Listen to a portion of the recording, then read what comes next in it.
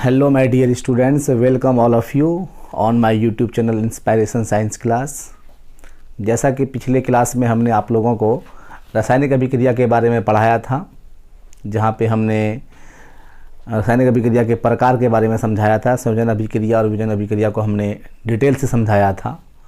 और आज हम बात करेंगे उन रासायनिक अभिक्रियाओं के बारे में जो हम नहीं पढ़ाए, जैसे उष्माशोषी अभिक्रिया, रासायनिक अभिक्रिया, उष्माक्षेपी रासायनिक अभिक्रिया, विस्थापन अभिक्रिया, द्विविस्थापन अभिक्रिया और भी बहुत सारी अभिक्रियाएं हैं। फिलहाल अभी हमने बोर्ड पे 4 रासायनिक अभिक्रियाओं को लिखा है, जिसके बारे में हम डिटेल से उनको समझाने की कोशिश करेंगे। तो आइए क्लास स्टार्ट करते हैं।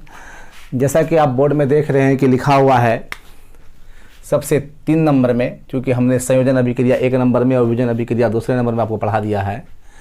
उष्माक्षेपी रासायनिक अभिक्रिया, एक्सोथर्मिक केमिकल रिएक्शन। आपको यहाँ पे समझना है एक्सो का अर्थ होता है आउटसाइड और थर्म का अर्थ होता है हीट, अर्थात इसमें हीट जो है वो क्या होगा, बाहर होगा। तो आप डिफिनेशन को समझिए कि वैसी रासायनिक अभिक्रिया जिसमें उत्पाद के साथ साथ उष्मा भी उत्पन्न होता है, उसे उष्माक्षेपी रासायनिक अभिक्रिया कहते हैं। मैं समझता हूं कि बहुत ही आसान है डिफिनेशन को याद करना। वैसी रासायनिक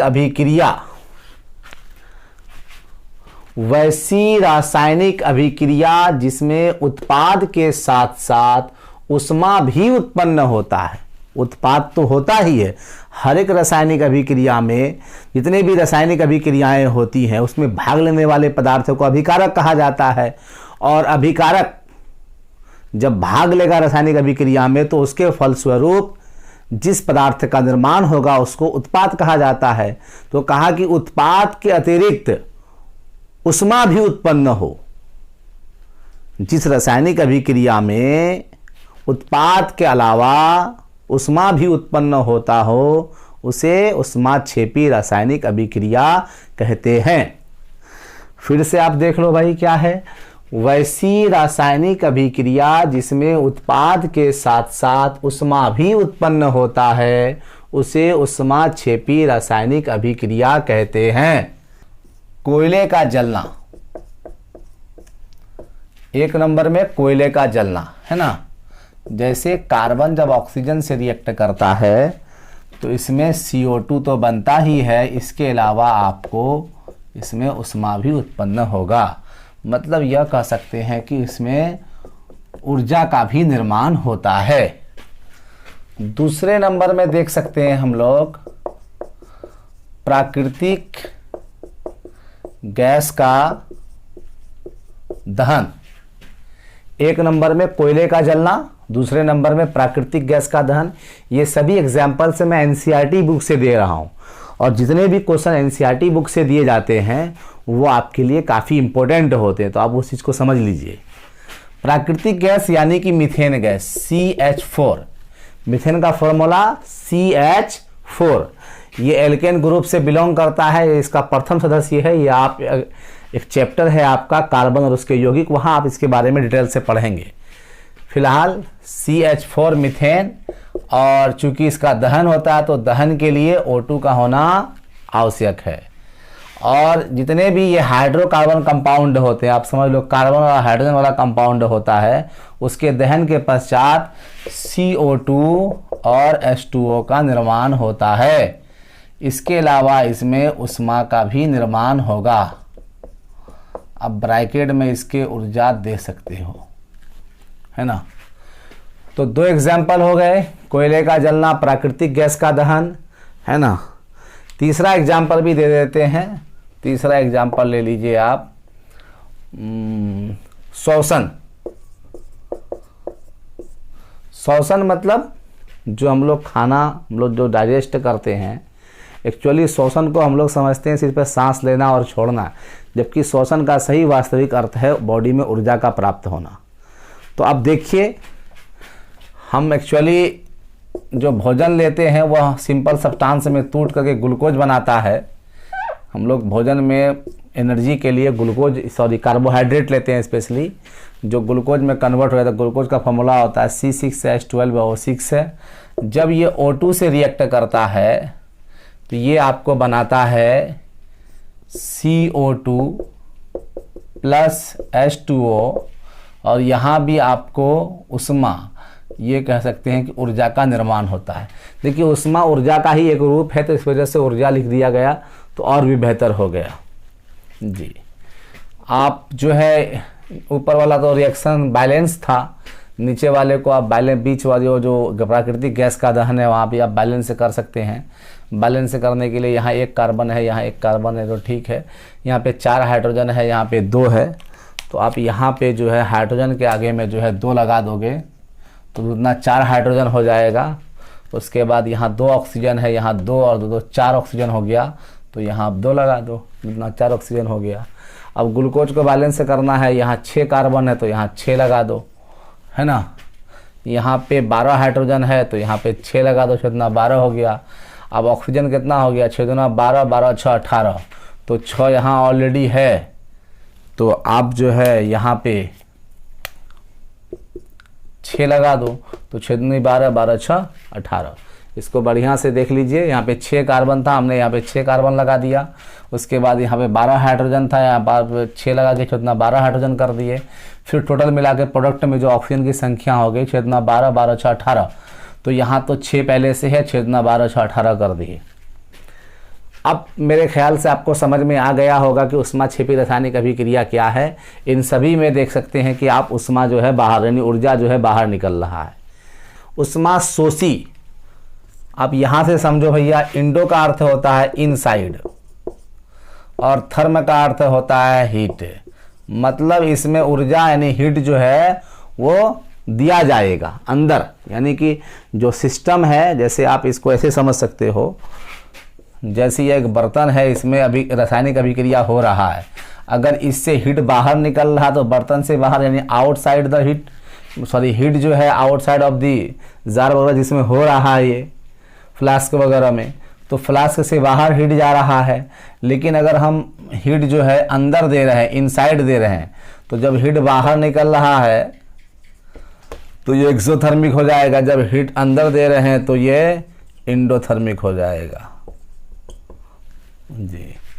तो ऊष्मा शोषी रासायनिक अभिक्रिया यानी कि इंडोथर्मिक केमिकल रिएक्शन कहता है वैसी रासायनिक अभिक्रिया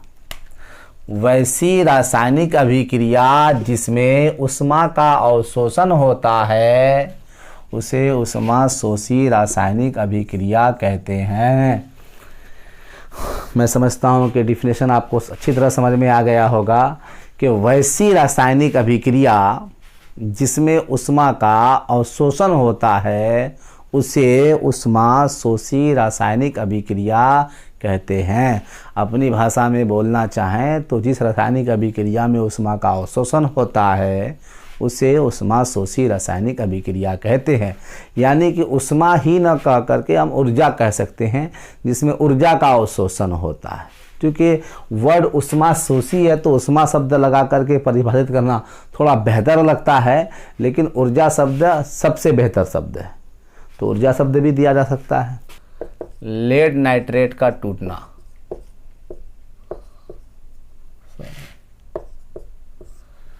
तो लेड नाइट्रेट का फॉर्मूला क्या होता है, PbNO3 का होल 2। चूँकि लेड की वैलेंसी 2 है और नाइट्रेट की वैलेंसी 1 है, तो PbNO3 का होल 2। जब ये टूटेगा क्या भाई, जब इसमें हम हीट देंगे, है ना, तो ये बनाता है लेड ऑक्साइड PbO। चूँकि लेड की वैलेंसी 2 है, ऑक्सीजन की वैलेंसी 2 है, सेम कैंसिल हो गया PbO। इसके बाद ये बनाता है नाइट्रोजन डाइऑक्साइड प्लस O2। अगर मेरा आपने पिछला वीडियो देखा होगा तो वहाँ मैंने इसको बैलेंस करने के लिए सिखाया था, तो मैं बैलेंस अब कर देता हूँ, चूँकि एक ही चीज़ को बार बार करने से जो है वक्त चला जाएगा जी। अब देख लो वो बैलेंस हो चुका है। तो अब यहाँ पर जो है क्या कर रहे हो, हीट दे रहे हो। इस अभिक्रिया को करने के लिए पूरा करने के लिए इसमें हिट दिया जा रहा है। इस वजह से ये ऊष्माशोषी रासायनिक अभिक्रिया का उदाहरण है। इसी तरीके से आप के सिलेबस में भी है कि आप जो है फेरस सल्फेट के रवे का टूटना,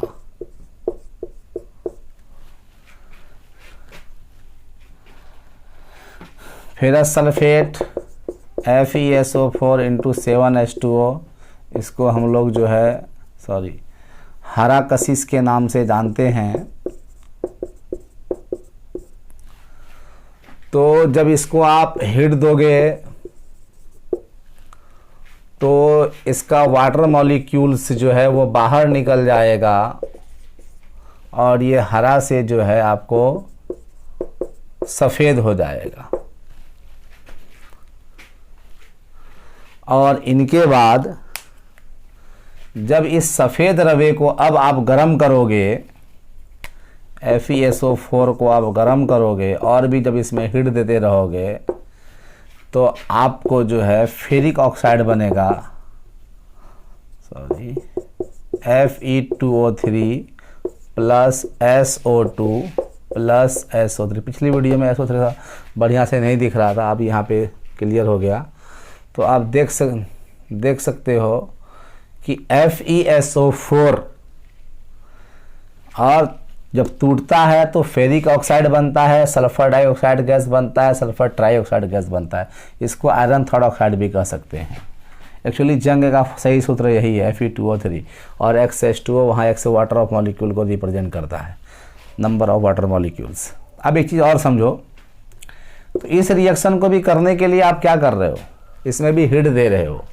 तो ये सभी जो है, चाहे लेड नाइट्रेट का टूटना या फेरस सल्फेट का टूटना, ये सब क्या है, ये सब क्या है, फेरस सल्फेट का टूटना या लेड नाइट्रेट का टूटना, और भी बहुत सारे एग्जाम्पल। इसमें तो एग्जाम्पल भरे हुए, क्योंकि विजन अभिक्रिया टूटना बनना कोई चीज़ मुश्किल है, टूटना तो बहुत आसान है। इस दुनिया में बनाने वाले बहुत कम है, तोड़ने वाले तो बहुत ज़्यादा हैं। तो विजन अभिक्रिया का एग्जाम्पल तो बहुत सारा मिलेगा। वो तो ये अभिक्रिया तो रियल लाइफ को इंडिकेट करता है, और यही होता है दुनिया में कि बनाने वाले कम, तोड़ने वाले ज़्यादा होते हैं। अब जैसे देख सकते हो आप, तीसरा नंबर में देख सकते हो इसी का एग्जाम्पल में, चूना पत्थर का टूटना। अब कैल्शियम कार्बोनेट है, इसमें भी आप हीट दो तो ये कैल्शियम ऑक्साइड बनाता है, कार्बन डाइऑक्साइड बनाता है। तो यहाँ पर भी आप हीट दे रहे हो। इस तरीके का और भी एग्जाम्पल है, जैसे कि सिल्वर ब्रोमाइड है, जब इसको आप सूर्य के प्रकाश में रखते हो तो ये भी Ag+Cl2 में टूट जाता है। और यहाँ भी आप जो है हिट दे रहे हो। इसी तरह का एक और रिएक्शन होता है AgBr, यहाँ भी आप सूर्य का शब्द अच्छा लगेगा, सूर्य का प्रकाश। तो ये जो है सिल्वर और ब्रोमीन में टूट जाता है। इस रिएक्शन का उपयोग जो है ना श्याम श्वेत फोटोग्राफी में किया जाता है, ब्लैक एंड वाइट, है ना जी। तो इस बात को याद रखना है कि सिल्वर ब्रोमाइड का जो टूटना, सिल्वर और ब्रोमीन में, इस अभिक्रिया का उपयोग श्याम श्वेत फोटोग्राफी में किया जाता है। आपके मन में सवाल आ रहा होगा कि चीज़ क्या है। मुझे पता है पर मैं बताऊंगा नहीं, क्योंकि आपकी भी कोई रिस्पॉन्सिबिलिटी है। आप भी जानने की कोशिश करिए कि क्या चीज़ होता है ना। फिर इंशाल्लाह मैं अगले वीडियो में इसके बारे में चर्चा कर दूंगा। लेकिन फ़िलहाल आप अपने स्तर से ही पता लगाओ कि श्याम श्वेत फोटोग्राफी होता क्या है, ब्लैक एंड वाइट फोटोग्राफी होता क्या चीज़ है। तो मेरे ख्याल से आपको समझ में आ गया होगा कि ऊष्माशोषी रासायनिक अभिक्रिया क्या होता है। आइए दोस्तों, थोड़ा सा कुछ और अभिक्रिया जो कि बोर्ड में लिखा हुआ है, हमने आपकी आसानी के लिए, सहूलियत के लिए, आपकी क्या मैं अपनी भी आसानी के लिए मैंने पहले इस पे लिख दिया था कुछ अभिक्रियाओं के बारे में। अगला है मेरा कि विस्थापन अभिक्रिया। वैसी रासायनिक या एकल विस्थापन भी कह, चूँकि यहाँ पे देखिए द्विविस्थापन भी होता है, इसलिए क्लियर करने के लिए विस्थापन अभिक्रिया या सिंपल में विस्थापन, लेकिन है ये एकल विस्थापन जो कि द्वि भी होता है। तो वैसी रासायनिक अभिक्रिया जिसमें एक तत्व, बात को समझना है गौर से, एक तत्व दूसरे तत्व को, यानी यहाँ पे दो तत्व की बात हो रही है, एक तत्व को दूसरे तत्व, सॉरी, जिसमें एक तत्व दूसरे तत्व को, यानी एक तत्व यानी रामू जो है सामू को, है ना, मंगला जो है चंगला को, ऐसा कुछ समझिए। एक तत्व जो है दूसरे तत्व को उसके विलयन से विस्थापित कर देता है। विस्थापित करने का मतलब हटा देता है और वहां खुद को स्थापित कर लेता है। ऐसा नहीं कि उसको हटा दिया और वहां खुद यहां पे बैठा हुआ है, ऐसा नहीं, उसको हटाया भी और वहां पे खुद जाकर के अपने स्थापित भी हो गया। क्या करिएगा, ये तो दुनिया है, उसे विस्थापन अभिक्रिया कहते हैं। मैं आपको समझाना चाहूंगा ये कह क्या रहा है। जैसे आप देख सकते हो कि ये Fe है और ये CuSO4 है, तो यहाँ पे जो है दो तत्व है, एक Fe है एक Cu है, और SO4 तो यहाँ मूलक के रूप में है, आयंस का समूह है ये। तो यहाँ पर ये Fe क्या करेगा कि इस कॉपर को डिस्प्लेस कर देगा, हटा देगा, और इसको हटाएगा और सल्फेट के साथ जुड़ जाएगा। तो आप देखिए क्या बनेगा, FeSO4 प्लस कॉपर, कॉपर अलग हो जाएगा। तो वही वो कह रहा है कि जिस रासायनिक अभिक्रिया में एक तत्व दूसरे तत्व को उसके यौगिक से, यौगिक यहाँ पर सल्फेट नहीं, यौगिक यहाँ पर कॉपर सल्फेट है, आपको समझना चाहिए। कॉपर सल्फेट एक यौगिक है, तो इस कॉपर सल्फेट के यौगिक से इस कॉपर को हटाने का काम आयरन कर रहा है। तो वही वो कह रहा है जिस रासायनिक अभिक्रिया में एक तत्व दूसरे तत्व को उसके विलयन से या उसके यौगिक से विस्थापित कर देता है, उसे विस्थापन अभिक्रिया कहते हैं। जैसा कि उसका एग्जाम्पल यहाँ देखने को मिल रहा है कि जब कॉपर सल्फेट के विलयन में आयरन को डाला जाता है, जैसे सपोज दैट कि इसमें कॉपर सल्फेट का विलयन है और ये शुरू में आपको नीला दिखेगा, नीला विलयन। आप इसमें जो है एक लोहे की कील को डाल दो, कुछ देर के बाद देखोगे कि आप इस विलयन का जो रंग जो है ना वो धीरे धीरे फीका पड़ता जाता है, और नीला जब फीका होता है तो वह हरा में बन जाता है। जैसा कि आप देख सकते हो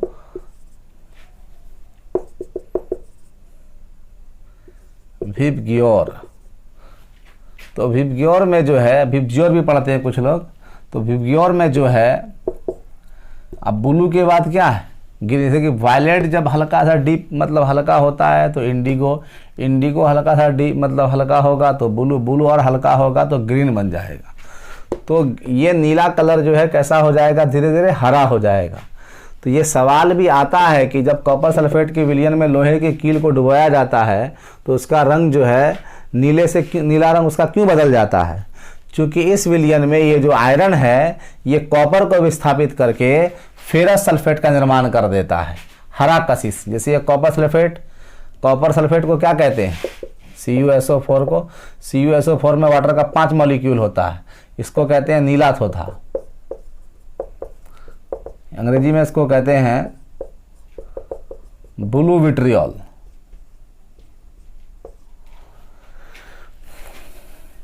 और फेरस सल्फेट में जो वाटर का मॉलिक्यूल, अभी देखिए एक चीज समझना आपको, ये वाटर में घुला हुआ है तो आप जितना मॉलिक्यूल इसको चाहिए वो तो वहाँ पे मौजूद है, 7 मॉलिक्यूल इसको चाहिए, तो इसको कहते हैं हम लोग हरा कशिश। हरा कशिश को अंग्रेजी में कहा जाता है ग्रीन विट्रियोल। तो यानी कि यहाँ पर जो है नीला थोथा जो है अपना कलर जब खोने लग जाता है तो वहाँ पे हरा कशिश का निर्माण होता है, फेरस सल्फेट का निर्माण हो जाता है। और ये एक किसको दर्शाता है, विस्थापन अभिक्रिया को दर्शाता है। कई एग्जाम्पल है विस्थापन अभिक्रिया के, लेकिन Fe प्लस CuSO4 और FeSO4 प्लस Cu ये बहुत ही इंपॉर्टेंट रासायनिक अभिक्रिया है। अगर आप इसको किताबी भाषा में देखना चाहोगे, मतलब जो इसमें पदार्थ है जितना भी अभिकारक या उत्पाद उसकी भौतिक अवस्था क्या, तो वो भी दिखाई जाती है। जैसे FeSO4, तो FeSO4 में ये आप सॉरी CuSO4 CuSO4 क्योंकि ये जल में घुला हुआ है और इसमें जो है आप Fe डाल रहे हो तो वो तो लोहा है, वो तो मतलब सॉलिड है, तो आपको बनता है इसका विलियन FeSO4 का विलियन। तो FeSO4 ये विलियन जब बन जाएगा Aq के रूप में आएगा। कॉपर जब अलग हो जाएगा तो वो सॉलिड रूप में रहेगा। और वो असल में होता क्या है, जब ये लोहे की कील को जब इसमें डुबोया जाता है तो इसका कलर हल्का सा चेंज हो जाता है इस लोहे के। इसका कारण होता है कि जो कॉपर विस्थापित होता है विलियन में यहाँ पे, वो इस पर आकर के जम जाता है, इसीलिए इसका रंग जो है ना हल्का भूरा हो जाता है, क्योंकि लोहे पर कॉपर आकर के जम जाता है। उसी तरीके से एक और रिएक्शन, इसका एक और एग्जांपल आप दे सकते हो। कहा कि जब कॉपर क्लोराइड के विलियन में जब आप लेड को डालते हो तो बनता है lead chloride PbCl2 plus. Copper इसमें भी अलग हो जाता है। आप यहाँ पे समझने की कोशिश, ये समझने की बात ये है कि लेड की रिएक्टिविटी ज़्यादा है, उसने कॉपर को विस्थापित कर करके मतलब क्लोरीन के साथ जो है रिएक्ट करके अपना बॉन्ड बना दिया है और बनाया है लेड क्लोराइड, और कॉपर जो है अलग हो गया है। यहाँ पर समझने की बात यह है कि Pb की रिएक्टिविटी कॉपर से ज़्यादा है। इसी तरीके से और भी एक रिएक्शन हो सकता है कॉपर सल्फेट के, यानी कॉपर सल्फेट का विलियन कैसा होता है, नीला होता है। इसमें भी अगर आप Pb को डालोगे तो ये बनाएगा PbSO4 प्लस Cu। इसी तरीके से और भी हो सकता है, जैसे कि हाइड्रोजन सल्फेट के विलियन में जब जिंक को डाला जाता है तो जिंक हाइड्रोजन को डिस्प्लेस कर करके वहाँ पर जो है जिंक सल्फेट का निर्माण करता है। इस तरीके से बहुत सारे रिएक्शन हैं आपके सिलेबस में ही। और रिएक्शन है जैसे मैं आपको दिखाना चाहूँगा। एक रिएक्शन आपके सिलेबस में कुछ इस तरीके से है कि Fe2O3 प्लस एल्युमिनियम, तो एल्युमिनियम Fe को हटा करके ऑक्सीजन से रिएक्ट कर लेगा Al2O3 प्लस Fe। तो ये चीज़ आपको समझ में आ रही होगी। जहाँ तक बैलेंस करने का सवाल है वो आप लोग करते रहिएगा। जैसे यहाँ पर 2 Fe है तो यहाँ पे 2 डाल दो, यहाँ पे 3 ऑक्सीजन है 3, और यहाँ पे 2 एल्युमिनियम है यहाँ पे 2 डाल दो।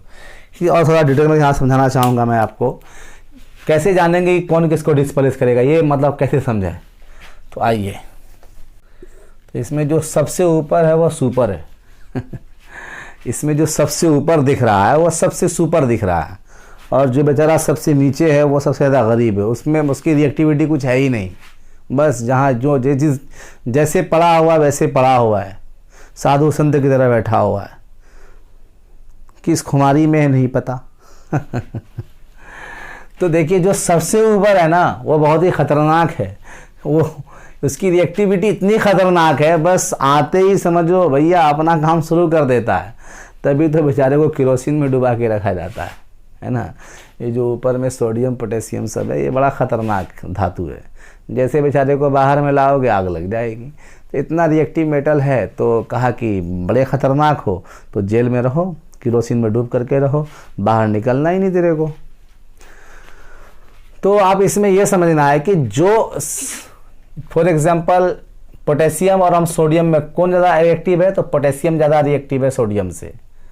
उसी तरीके से अगर हम सोडियम एल्युमिनियम की तुलना करें तो सोडियम ज़्यादा रिएक्टिव है, एल्युमिनियम कम रिएक्टिव है। अगर हम एल्युमिनियम की तुलना कैल्शियम से करें तो कैल्शियम ज़्यादा रिएक्टिव है, एल्युमिनियम कम है। एल्युमिनियम की तुलना जिंक से करेंगे तो जिंक कम है, एल्युमिनियम ज़्यादा है। तो जो ज़्यादा जितना ऊपर है, जो ऊपर है जिससे वो रिएक्टिव है। मतलब उसको अपनी भाषा में यूँ समझ सकते हैं कि जो जितना ज़्यादा ऊपर है वो उतना ज़्यादा ही रिएक्टिव है, और हर रिएक्टिव मेटल जो है अपने से नीचे वाले को ही उसके विलियन से डिस्प्लेस कर पाएगा। अगर वो सपोज डेट मैं एग्जांपल के तौर पर दिखाता हूँ, जैसे कॉपर सल्फेट है, तो कॉपर सल्फेट में Fe डालेंगे तो वो कॉपर को डिस्प्लेस करेगा, हाँ कर पाएगा। कारण चूँकि आप यहाँ देख सकते हो कि Fe जो है वो कॉपर से ऊपर है, लेकिन अगर इसी कॉपर सल्फेट के विलियन में हम Ag को डालेंगे तो रिएक्शन नहीं होगा। क्यों? क्योंकि Ag जो है वो कॉपर से नीचे है, जो जिससे नीचे है वो उसको नहीं हटा पाएगा, क्योंकि उसकी रिएक्टिविटी उससे भी कम है। जी सर। तो आप यहाँ पे ये समझो, सिंपल सी बात ये है कि कॉपर जो है ना, इसकी रिएक्टिविटी ज़्यादा है, Ag की कम है, तो Ag इसको कैसे हटा पाएगा? ऑलरेडी इन दोनों के बीच में तो वैसे बॉन्ड बहुत मजबूत है। अगर तुम चाहते थे कॉपर को हटाना तो यहाँ पे कॉपर से भी खतरनाक को रखना पड़ेगा, तब ना वो ये मोहतरमा जो है ये इसको यूँ लात मार के भगा देगी, कहेगी भैया तेरे से मेरे को क्या मतलब है, तुमसे बेहतर मुझे मिल रहा है। एग्जाम्पल के तौर पर तुम ये समझो कि AB इन दोनों में काफ़ी दोस्ती है। सोचो कि ये पॉजिटिव है, ये नेगेटिव है, इन दोनों में काफ़ी दोस्ती है। लेकिन एक और यहाँ पे C आया, ये भी पॉजिटिव है, तो इस C की जो रिएक्टिविटी है, C का जो पावर है, बैंक बैलेंस है, वो A से ज़्यादा है। तो B क्या चाहेगी कि मैं A के साथ मतलब रहूँ। क्या है इनके पास है? वो डायलॉग नहीं देगी उसको दीवार फिल्म का, क्या है तुम्हारे पास, और ये डायलॉग नहीं देगा कि मेरे पास गाड़ी है, बैंक बैलेंस है, ये वो दिस दैट है। तो ये जो B है ये आराम से C के पास चली जाएगी। अब यानी C और B का रिलेशन बन जाएगा और बेचारा A जो है तन्हा यूं आवारा की तरह भटकता है, दाढ़ी बढ़ा करके गाना वाना गाएगा, ये मैंने कौन सा गुनाह किया, ओ लुट गए हम तेरी मोहब्बत में। तो खैर जो भी होना है वो तो होगा ही, जो ज़्यादा रिएक्टिव है वो कम रिएक्टिव वाले को हटाएगा ही। तो उसी तरीके से अगर यहाँ पर आप समझो कि तो Fe ज़्यादा रिएक्टिव है, वो कॉपर को हटा देगा, तो बनाएगा FeSO4 और कॉपर बेचारा अकेला तन्हा यूं गाना गाएगा। लेकिन आप ये भी देख लो, अगर FeSO4 की दुनिया में और कोई और आ गया इससे भी ज़्यादा, फॉर एग्जांपल एल्युमिनियम आ गया, तब बेचारा Fe भी पहले उसने किसी और को भगाया, उसको कोई और भगाएगा। अब एल्युमिनियम सल्फेट से रिएक्ट करके बनाएगा Al2SO4 का होल 3 प्लस Fe अलग हो जाएगा। ये फार्मूला Al2SO4 क्यों आया? क्योंकि एल्युमिनियम की वैलेंसी 3 होती है और सल्फेट की वैलेंसी 2 होती है। तो आप देख सकते हो एल्युमिनियम सल्फेट का फार्मूला कैसे बना। उसी तरीके से और भी बहुत सारे रिएक्शन हैं, लेकिन थोड़ी सी चीज़ें कुछ मैं समझाना चाहूँगा। एक्चुअली होता क्या है, ये रिएक्शन होता क्यों है।